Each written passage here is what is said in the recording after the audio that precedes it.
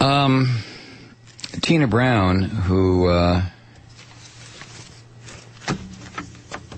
was the editor of Vanity Fair for so long, and is now the editor of Newsweek, is really catching hell. The cover of her magazine, we mentioned this the other night, has that picture of the Queen of Rage, and it has Michelle Bachmann on the cover. And Bachmann's ignoring it, but her supporters are going just ape crazy, ape poop. Almost at it. They're going nuts over this picture.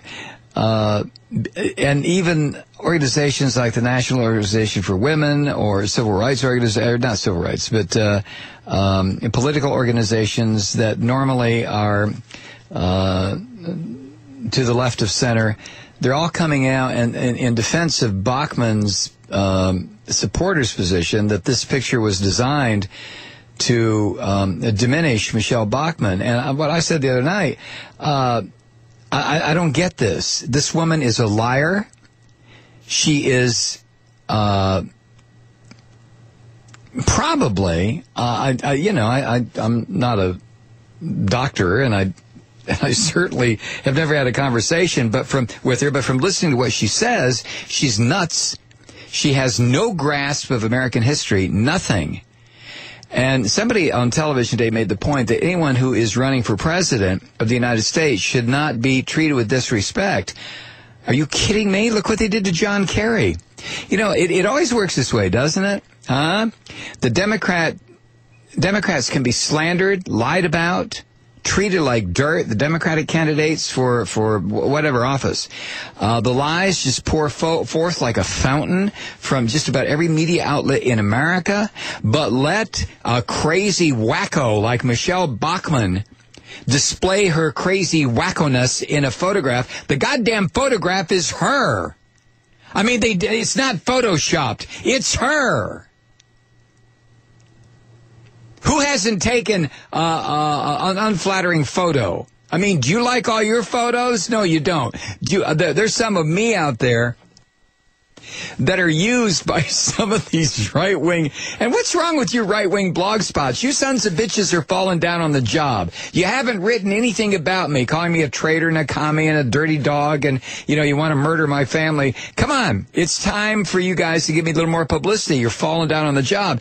But when these right-wing some polls, these little dung pits of blog spots on the right, when they put a picture of me up, it scares the hell out of me. No, I'm not running for president. No, I'm not going to ever be on the cover of Newsweek. But these little crying, whining, crybaby bastards, and what really gets me are the liberals who are out there on television, here they go again, supporting the idea that poor Michelle Bachmann is being blasted because she's a female, while the editor of Newsweek happens to be a female. The selection process of what's on the cover is made by a female. Maybe Tina Brown was just trying to alert America that there's another goddamn psychopath running for president. Nobody did that to Bush, right? Did you see Bush, in a photograph of Bush on the cover of anything? All those years when he was destroying the country that might have embarrassed him? But here we go again. Here are all these left of center or liberals or whatever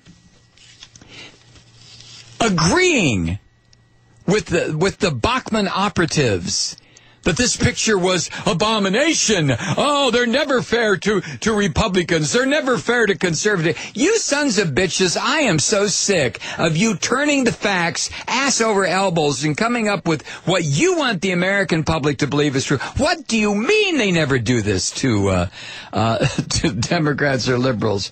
I think Newsweek ought to run it again next week, and the week after, and the week after that, and the week after that. Keep her picture out there. She's out of her goddamn mind. She's a threat to anything that even resembles representative government. She's a liar. She's stupid, ignorant, has no sense of history, nothing. She's a religious cult fanatic. She says Jesus talks to her in her bedroom. The queers are out to get her. There are people lurking in the bushes.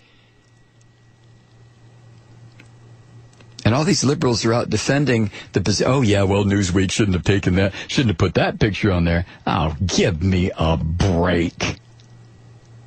Michelle Bachmann, when this country starts treating these kinds of psychopaths as serious candidates for the presidency of the United States.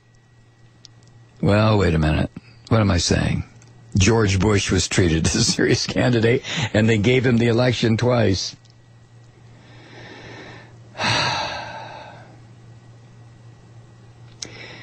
Wisconsin State Senate District 14 with 86% of the vote in. The Republicans way ahead.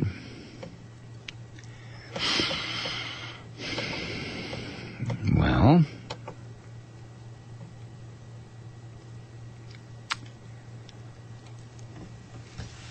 I don't know.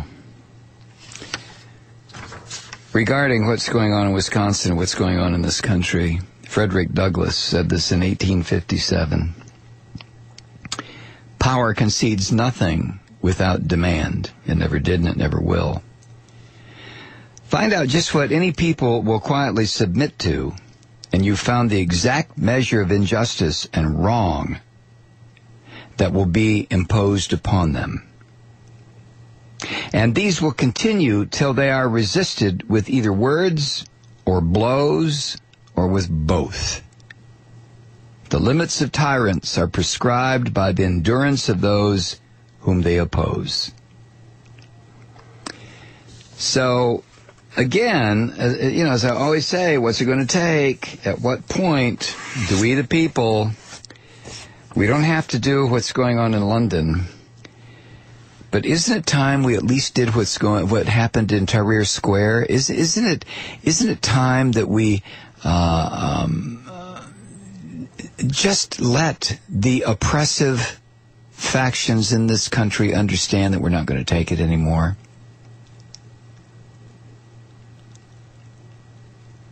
We can't even do a Tiananmen Square thing. How long ago was that? Was that 22 years ago?